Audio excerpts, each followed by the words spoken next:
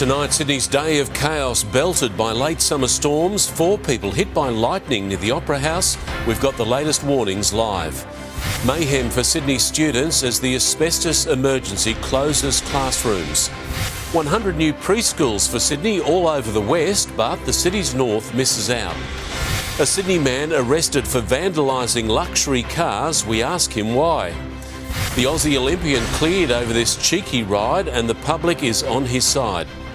A soggy Sydney welcome as Taylor Swift jets into town, her fans beside themselves. And the Rabbitohs begin their long road to Vegas, but Latrell Mitchell's not on the plane. Live from Sydney, 7 News with Mark Ferguson. Good evening. 4 people have been rushed to hospital suffering burns after they were struck by lightning in the Botanic Gardens as a wild storm lashed the city. Lightning strikes set homes on fire, brought down trees and damaged a runway at the airport, triggering major delays. We had been warned it was coming, but nobody expected this. The huge storm cell stretched right across the city and it packed a punch. Rain, thunder, and so much lightning. 75,000 strikes within a 100-kilometre radius of Sydney in just 3 hours. One of those hit 4 people as they sheltered under a tree in the Botanic Gardens just before 1 p.m. They all had a brief loss of consciousness. Our paramedics treated all 4 patients. They were sustaining injuries from burns. A teenage boy and woman in her 20s were taken to Royal Prince Alfred Hospital. 2 other patients, a man and woman, both in their 30s, are recovering tonight at St Vincent's. They are all in a serious but stable condition. Fire crews were also kept busy when several homes were struck. This Sylvania townhouse caught alight just before 4 p.m. That lightning strike unfortunately had ignited the gas main which was leading to these townhouses and has ignited the side of the townhouse. Lightning strikes brought trees crashing down at Emu Plains. It damaged 3 homes. Lightning also took out a power station on the northern beaches, and that left 13,000 homes and businesses in Balgowlah in the dark. And at the airport, thousands of travellers were stranded when a runway was hit by lightning. Many flights were delayed, cancelled or diverted. It just seems to be a bit of a shambles. I was booked on a flight, it was delayed, and now it's been cancelled. There are a lot of very unhappy people around here. And then there was the rain, a lot of it. 27 millimetres fell at Sydney Airport between midday and 3 p.m, 25 millimetres at Badgerys Creek, 20 millimetres at Canterbury, and Terry Hills recorded 19. It came down so heavily, so quickly, roads were inundated. In Banks Meadow, these cars were going nowhere. Little luck for drivers in the inner west too. For people who were able to drive, it was very slow going. Our summer ends in 11 days and there's no way to hide it. It has not been our best. Constant weather like this has been a constant dampener for our tourism industry. What do you think about Australia's beautiful weather? Yeah, it's pretty wet now. These 2 are US Navy. At least they are used to the wet. Those beautiful sunny skies Sydney promised, where are they? I'm sorry, I brought the bad weather from Florida with me. Those who do not like it aren't in luck. This is actually the start of a prolonged period of hit and miss shower and thunderstorm activity, with showers and storms on the forecast for the rest of the week. And Robert Ovadia is at the airport for us tonight. Rob, how are things looking there now? Well, Mark, they're looking better than they were, but you still wouldn't say they're looking good at all. This queue you can see behind me is the Virgin ticketing desk. These people, it stretches roughly 50 to 75 metres long. Their flights haven't been delayed, they have been cancelled, and right now they're trying to make alternate arrangements for further flights and also that knock-on effect to hotels. We're told there is also a shortage of accommodation. There is even a knock-on effect in other capital cities. One flight, we were told, has been diverted from Melbourne. It landed in Canberra. Passengers there were told they would have to catch a bus. Hours later, the buses haven't even arrived yet, Mark. Robert Ovadia with the latest at Mascot. Now to Serena Andaloro at North Sydney train station. Serena, it's a challenging night for many heading home. It is, Mark. There are queues for very limited replacement bus services here. Trains in the north were cancelled after lightning struck signalling equipment earlier this afternoon, but we are told those services have now resumed. Crews working through very difficult conditions to repair the damage. Now, it's not just trains that have been impacted, roads have been impacted too. Some are still flooded, particularly in the inner west. Tonight, drivers are being urged to take a little extra care, Mark. Yeah, plenty of care required, Serena. Thank you. More schools, a supermarket and a sports centre are the latest to be caught up in Sydney's asbestos scare. 41 contaminated sites have now been confirmed, with more under investigation. But the Premier claims the drama is almost over. Double drop-off at Gulliangary Public. 2 schools now forced into one campus. Man, all these kids and their parents, and yeah, it sucks. Liverpool West Public is still locked down after mountains of asbestos-riddled mulch were found in gardens. Its 700 students moved to classrooms here. It is hard. It's like all mixed up. It's a temporary, couple of weeks. While authorities continue to investigate the mulch mystery and how long schools have been in danger. There may have been projects that have occurred over the past 12 months. A supermarket and sports centre among 7 new sites to test positive. Dom Remy College at 5 Dock, Aldi at Cobbitty, Riverston Sports Centre and the Carlingford to Parramatta shared path in Talopia. 3 other sites are being kept secret for privacy reasons, but are said to be of no risk to the public. We're getting towards the end. In just 9 days, almost 700 sites have tested negative, 41 positive, 91% of the mulch examined. The government has made it clear it wants to keep schools open if the asbestos can be safely contained. But it fears more classrooms could close by the end of the week. It's just a very concerning set of circumstances which put the government and the people of New South Wales in a very difficult position. And a potentially dangerous one. Natasha Squarey, 7 News. 100 free preschools will be built across the state, costing more than $700 million. While Western and southwestern Sydney are the big winners, other parts of the city have missed out altogether.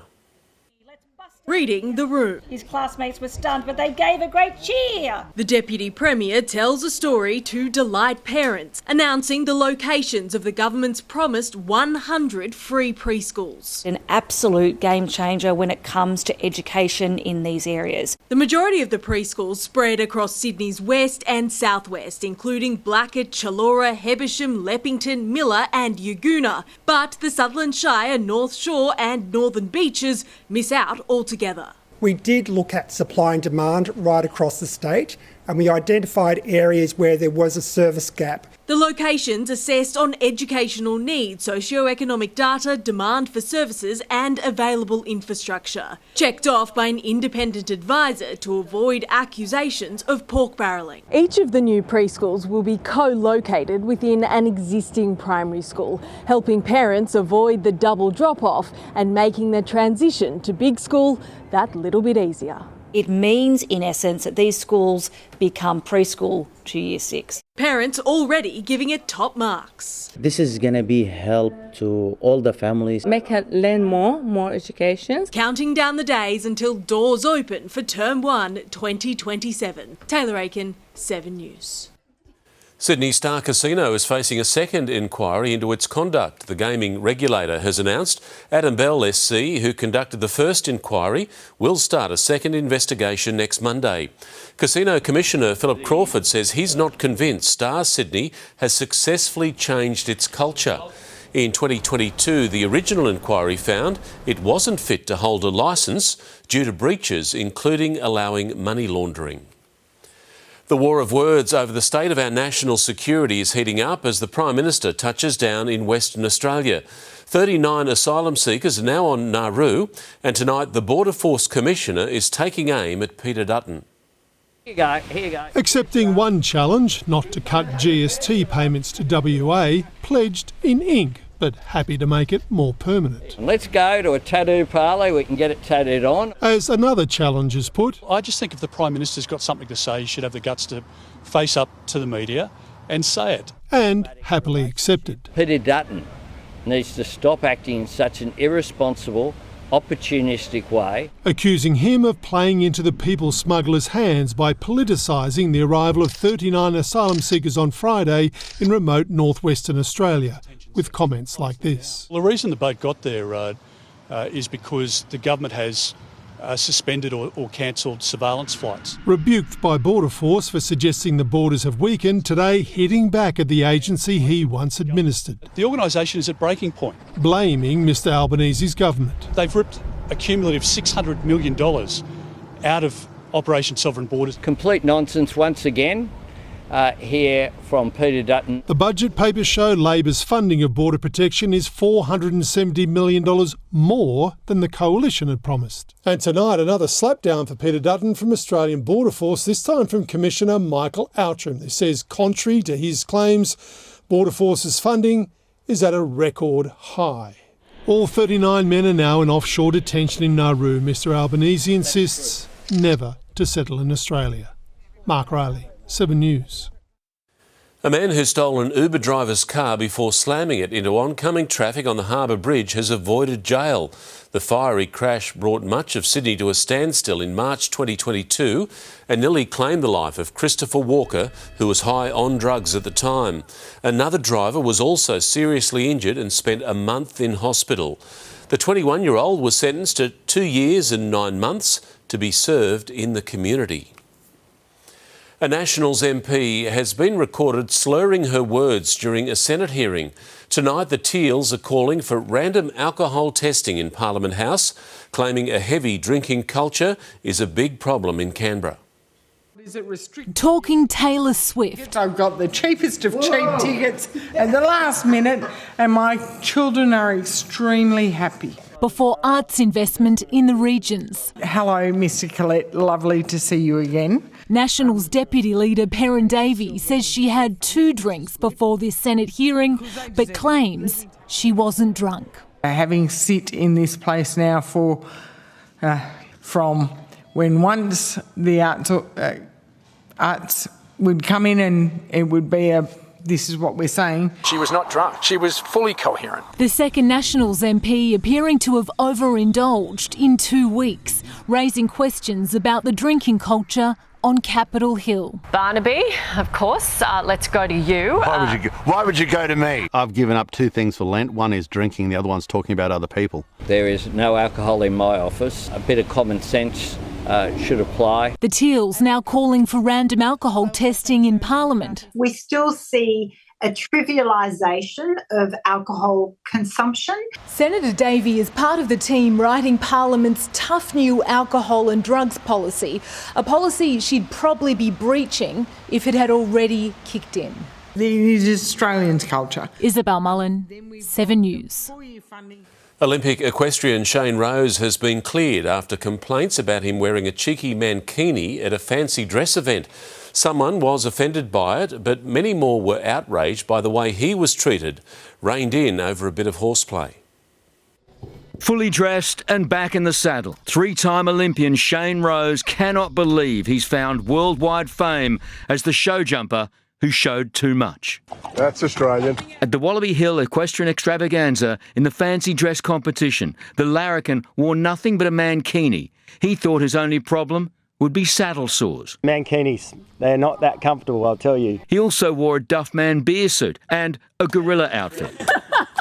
But someone in the crowd was offended and lodged a complaint. Equestrian Australia launched an investigation. It's a bit disappointing someone can do this, but we live in a strange world these days. It sparked a bareback Barney, one board member so incensed with Rose's treatment, he quit. I've tendered my resignation from the board of EA effective immediately. And the event itself announced free mankinis to all spectators next year. Made famous by Borat, the mankini has been a fancy dress favourite, even appearing with the Prime Minister. But as laughable as the incident is, it does have potentially serious implications. Any suspension now could interfere with his qualification advance for the Paris Olympics.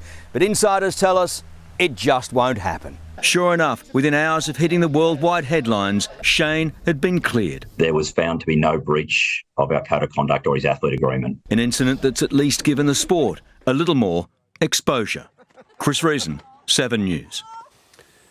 Pop star Taylor Swift has wasted no time getting to Sydney, flying out of Melbourne just 12 hours after leaving the stage last night. An umbrella army was on hand for a wet welcome at the airport as the singer dodged cameras to get some rest. Arriving under a cloud of rain and a shroud of secrecy, the Swift storm has begun. Any second now! The fans are never far,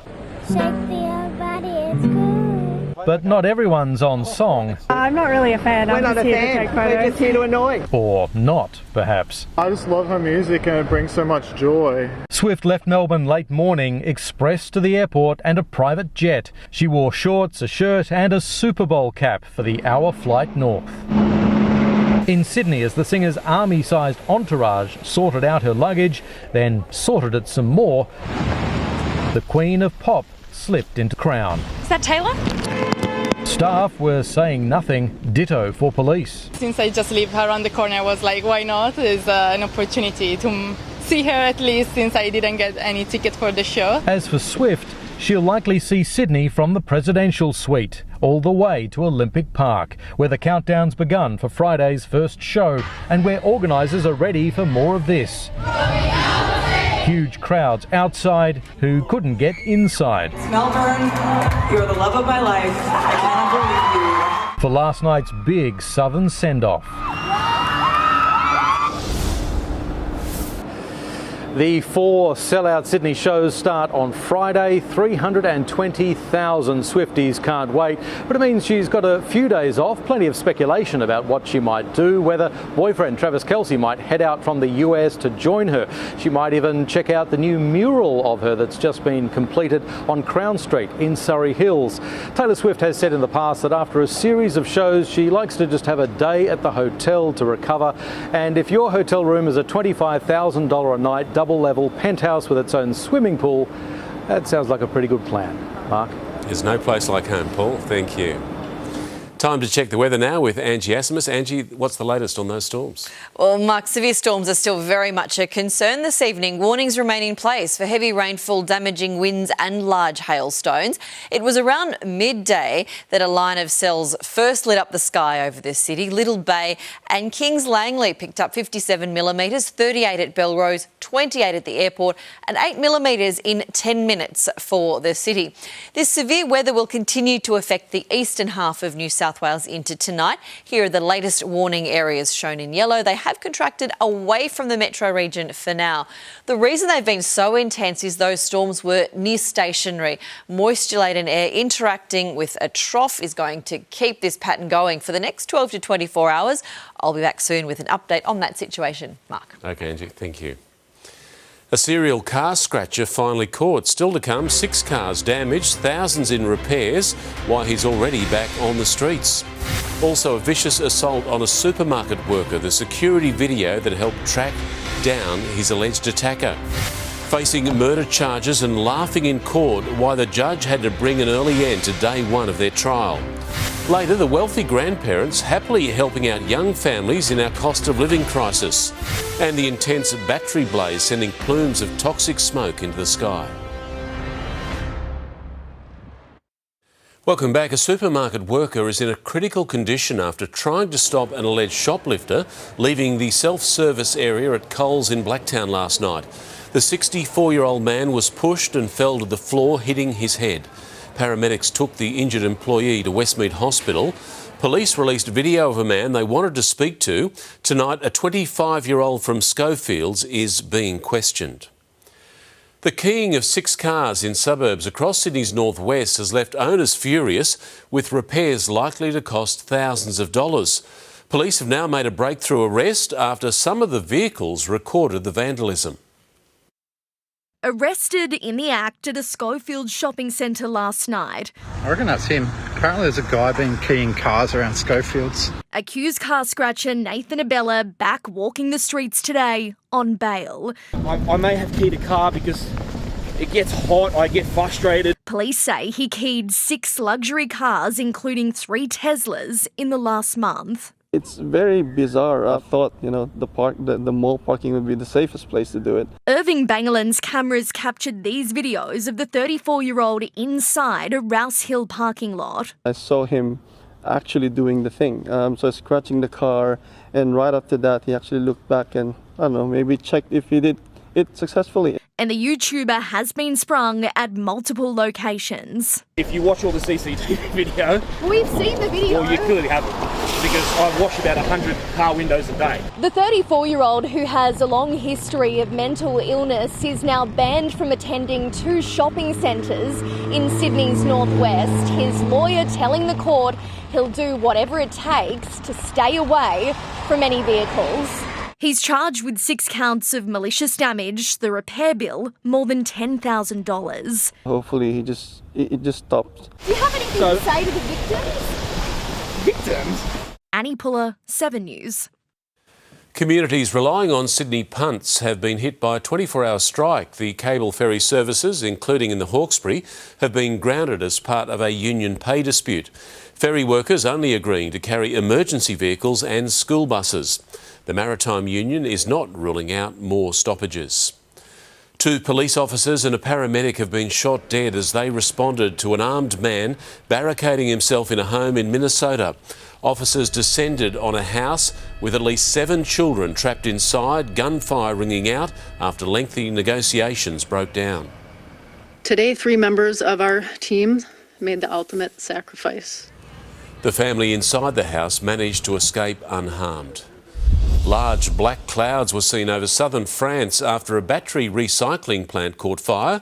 The facility housed 900 tonnes of lithium batteries, commonly used in mobile phones and electric cars. Despite the potential for toxic gases to be released, authorities are insisting the site is safe. He survived a deadly mushroom lunch and he thinks he knows why. Still to come, Ian Wilkinson speaks publicly for the first time, the loving tribute to his late wife. Also, the massive price tag to overhaul Blacktown city centre. The rising Aussie star turning heads at the BAFTAs. And ahead in sport, on his farewell tour, a warm welcome to Wellington and some wholesome insights from David Warner.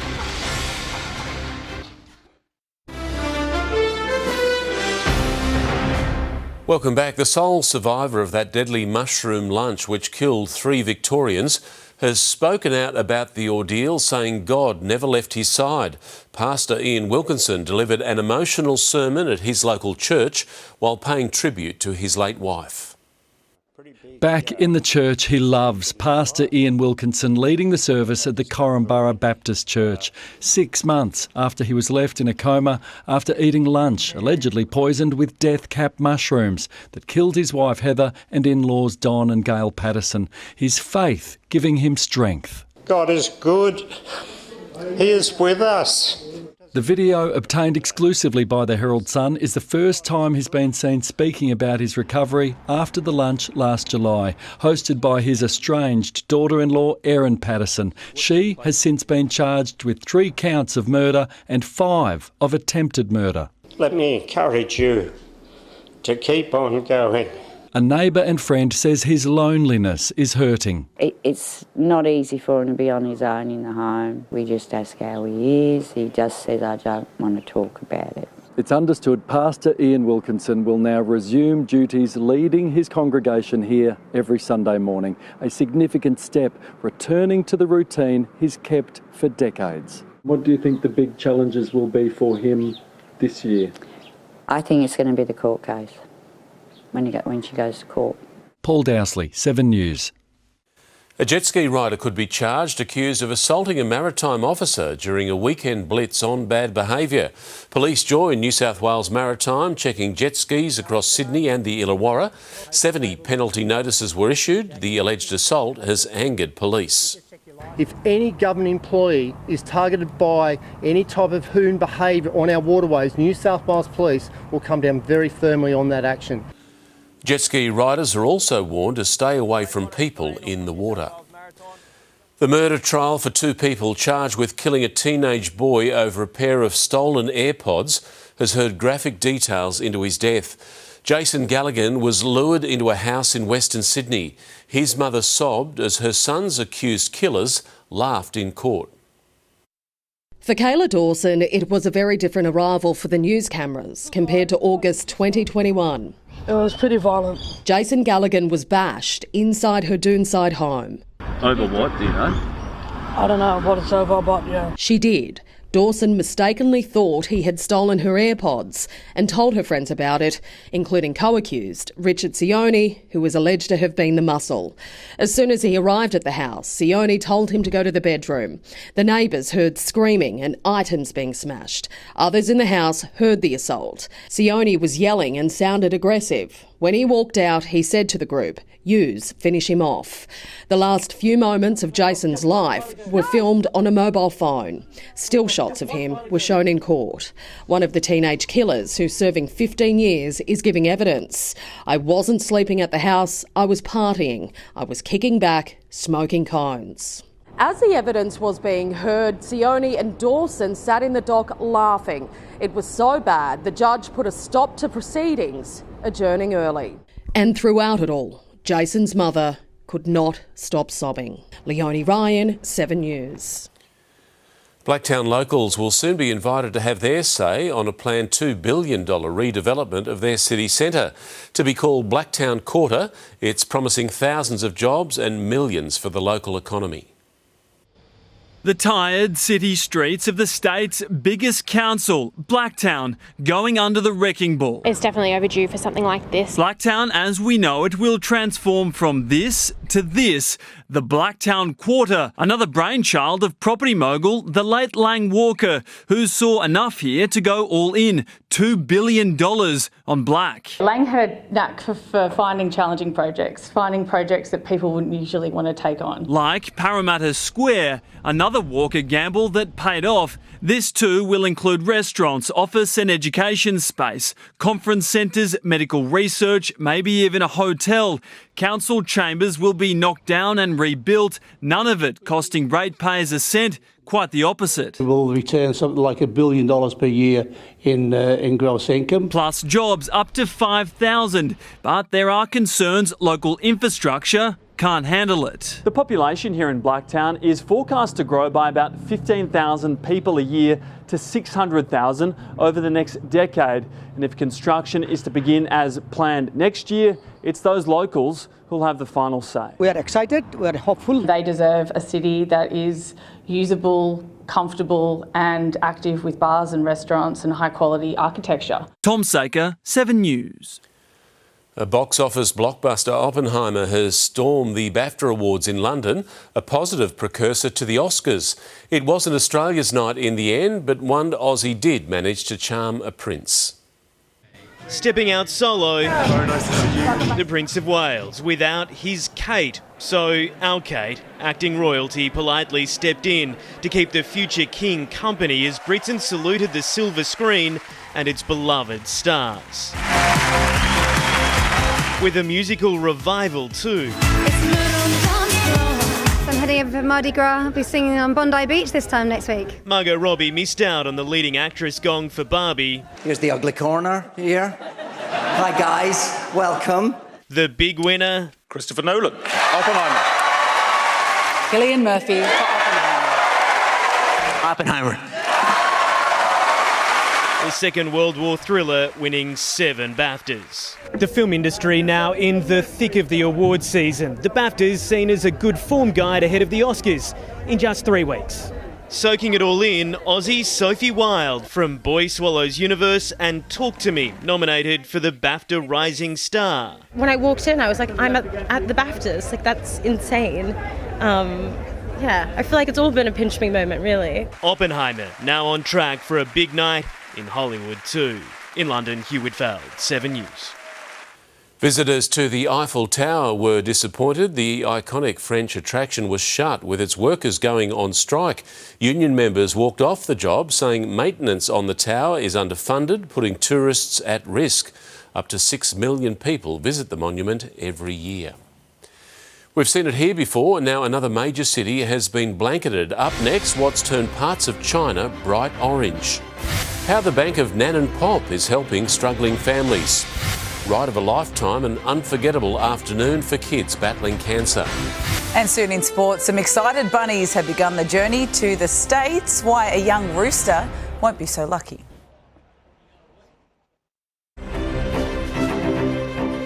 Welcome back. Large parts of China have turned orange as sandstorms swept through the Xinjiang region. Visibility was reduced to less than 50 metres in some parts and cars banned from driving on local roads. Chinese authorities have issued an orange weather warning, saying the cloud could take days to dissipate. It's the stuff of dreams for Sydney rev heads, a hot lap around Eastern Creek at 150 kilometres an hour. Now that dream's come true for some of our most deserving youngsters who've hung on tight for a high-octane joyride. A luxury lineup ready for speed and an adrenaline rush. How fast are we talking?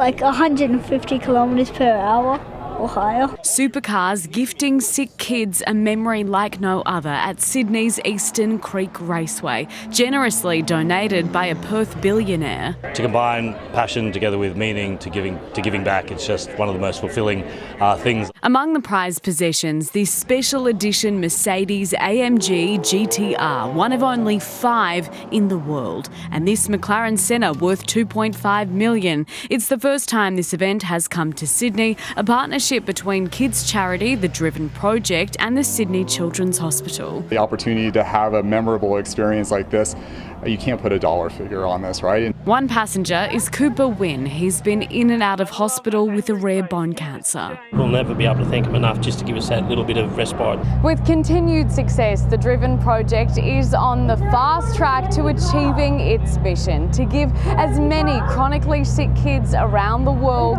the best day ever. Days like today where I get to see the smiles, you get the high fives, the fist bumps, it validates everything. A job well done. Angelique Opie's 7 News. 7 Group Holdings is making a bid to buy all of construction materials company Boral. It currently owns just over 71% and is offering cash and its own shares to acquire the rest. Shareholders have been told owning 7 stock will mean they'll start receiving dividends again. Taking a look at finance now, and the ASX 200 has closed up 7 points. Boral shares rose on the back of the 7 offer. Lend-Lease and BlueScope Steel among those losing ground. And one Aussie dollar is currently buying 65.44 US cents. Forget the bank of mum and dad, it's now the bank of nan and pop. Many grandparents are now financially supporting their young families with everything from home deposits to uni degrees. Why our older generations are more than happy to share the wealth. Don't miss that story soon on 7 News. But first, Mel is here with sport. And Mel, a big blow for the Roosters ahead of Vegas. Yeah, there has been, Fergo. The Tricolours will be forced to make a change after losing their star recruit to injury. All your league news is next as the Bunnies leave Sydney without Latrell, and a big concern for the Broncos. And why he's the king. 20 years on, LeBron still outshining the rest of the All-Stars, especially Luka Doncic. Tomorrow on Sunrise, Sydney's dashcam community catching out bad drivers, naming and shaming inside the new Neighbourhood Watch, protecting your streets. Plus, be watching to win the final Taylor Swift tickets ahead of her Accor Stadium shows. See you in the morning. Welcome back. Jason Demetriou is the latest NRL figure to voice concerns about the smaller dimensions of Allegiant Stadium in Las Vegas. The Souths coach expects the historic season opening doubleheader to be dominated by defence. The Bunnies flew out today without their main man. Perusing passport photos provided some light relief before boarding. Yeah, got up this morning buzzing, bouncing around the place, and Benny Hornby thinks I'm peaking too early, but pretty excited to get on the plane and get over there. Souths flew out today without Latrell Mitchell, but say it's nothing to do with his All-Stars knee scare. He's part of a group that'll depart tomorrow. Probably more nervous when he went back on than I was when he came off, but really happy for Latrell and Chuck. After a Fiji stopover, they'll set up camp in San Diego for 8 days before hitting Vegas on Wednesday week. Opponents Manly will be based in Sin City the whole time. To be around it, to have a look around, have a beer, see some shows. We can put some money on the bar for Manly if they want to get out. Souths replicated the smaller dimensions of Allegiant Stadium at their Maroubra base. The players didn't really feel it, but when I went back and watched training, it's pretty obvious that the dimensions do make a difference. It's definitely going to be more defence orientated. The Broncos are breathing easier. Ezra Mam joked for the cameras, but his groin injury isn't serious, and Payne Haas avoided suspension for a high tackle in their trial against the Cowboys. Brendan Piakura's knee is their only concern, while the Roosters have lost star recruit Dom Young to a neck injury. Manly's Toff Sipley accepted a 3-game ban for the crusher tackle. Nick Markham, 7 News. After a warm welcome, David Warner's ready to butt heads with Kiwi fans on his final tour of New Zealand. But he's also armed with a plan to improve Trans-Tasman relations.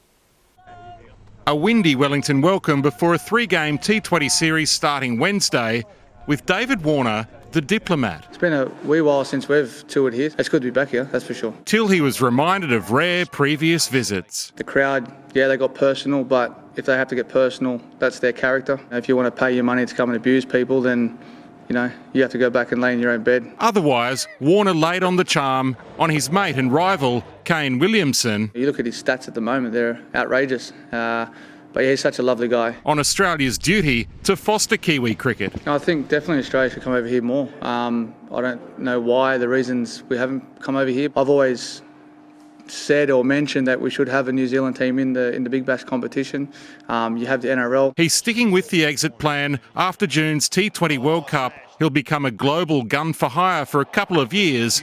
Then? Politics, yeah, look, I'll leave that for another time. I think I'd get absolutely grilled if I was to go into politics. Hammered by 434 runs in Rajkot, India's greatest test win, trailing 2-1 in their 5-test series, Ben Stokes blamed DRS flaws, not brazen baseball, for England's predicament. We got a great chance to come home with the trophy at 3-2. Matt Carmichael, 7 News.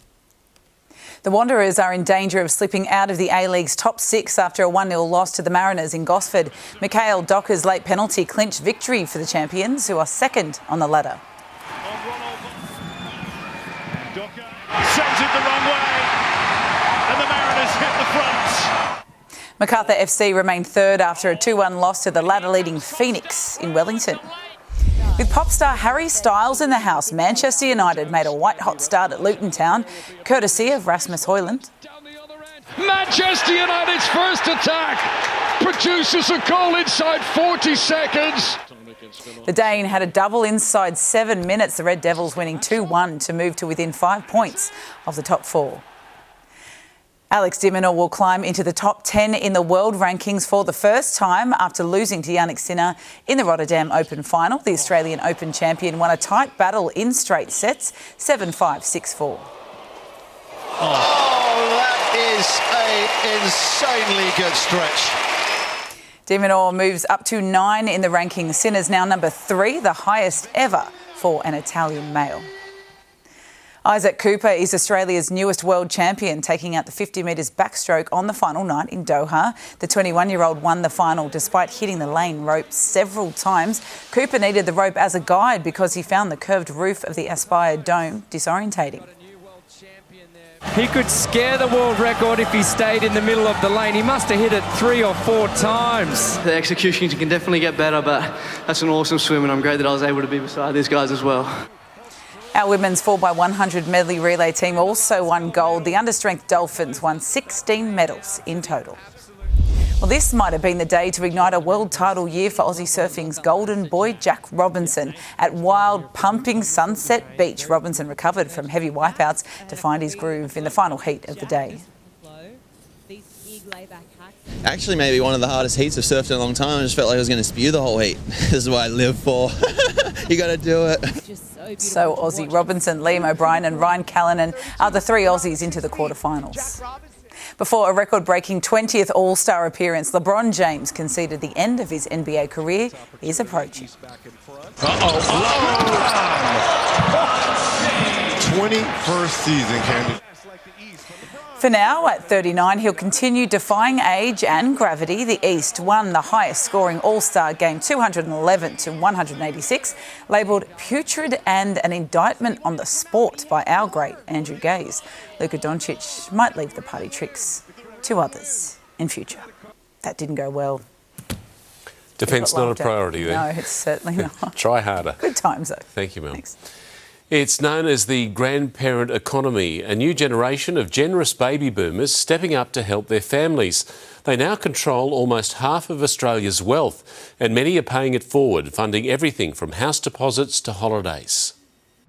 After decades of hard work, Julie and Martin Benders are happily sharing their success with their children and grandchildren. A very comforting feeling, seeing that what you've got can be shared amongst your family. The grandparents have financed family holidays, university degrees and helped with a house deposit. Well, we're probably the first generation that's had good fortune to share in some ways.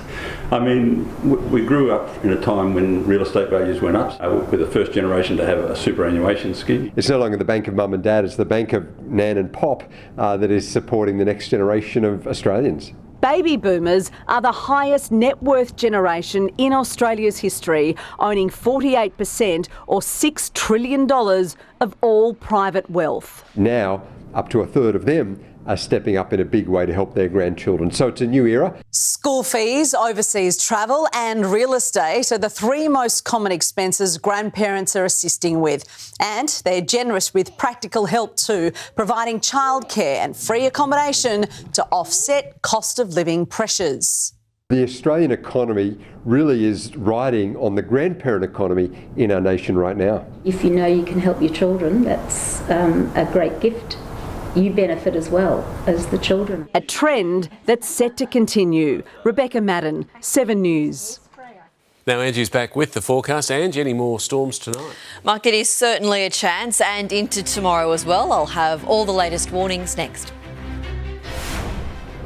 Tonight, tribal massacre. More than 50 slaughtered in the PNG Highlands. An expert on what's behind the escalating bloodshed. Plus the frequent mistakes we're making with our frequent flyer points. Tips for travellers struggling to cash in. When it breaks, we'll have it live on the latest from 7 News at 10:10. Tonight's 7 News headlines. 4 people taken to hospital struck by lightning as a severe storm swept across Sydney. A supermarket and sports centre are the latest sites caught up in Sydney's asbestos scam. Star Casino is facing a second inquiry into claims of a damaging culture. And Taylor Swift is settling into Sydney after jetting in from Melbourne. Now here's Angie with the latest on Sydney's wild weather. Yeah, thank you very much, Mark. Warnings still cover several pockets throughout eastern New South Wales, but severe storms over the metro region have eased for now. The day started out overcast. We reached a top of 26 degrees just after 1:30 p.m, around the same time as that dramatic change. Here's a closer look at that line of cells just hovering over the region. Parts of Sydney picked up more than 55 millimetres, 75,000 lightning strikes, and those storms were almost stationary, allowing for plenty of time for those heavy falls to accumulate. Most centres reached their maximum temperature early in the day. Before all of that, mid-20s on the coast and high 20s inland. The latest warning areas in yellow cover areas like Cowra, Casino, Tabulum and Tumut. We could see heavy rainfall that may lead to flash flooding over the next few hours. It's all being fuelled by a humid air mass interacting with a low pressure trough inland, and that pattern will just continue to fuel instability for the next 12 to 24 hours. Around the capitals, the grey skies continue in the east with that wet weather forecast for Brisbane and for Canberra. Overcast for Hobart and Adelaide.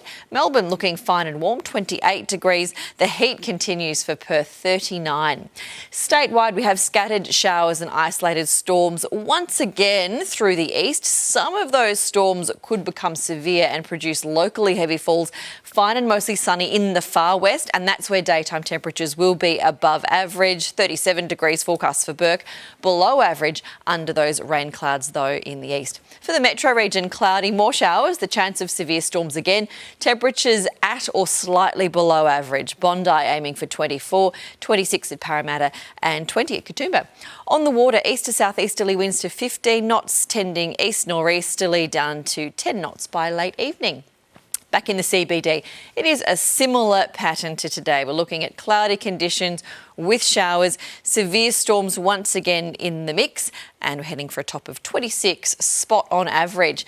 To the next 7 days, showers are going to persist on Wednesday and Thursday, but they should be significantly lighter before another day of increased falls on Friday. We start the weekend on Saturday with a couple of showers. Sunday, clear skies return, and this time next week also looking pretty good, fine and warm. So just a couple more days of grey skies and more storms tonight, Mark. Been a tough summer. It's been huge. Thanks, Angie. Before we go, here's a look at a special report we have for you tomorrow night. Exclusive Operation Taylor Swift. 7 News takes you inside Sydney's massive transport project to stop a traffic meltdown. We are throwing everything at it. Crucial details on commuter timetables and the special artificial intelligence technology keeping watch over everything. 7 News at 6. That is 7 News for this Monday. We'll have updates for you throughout the evening. I'm Mark Ferguson from all the team. Have a great night.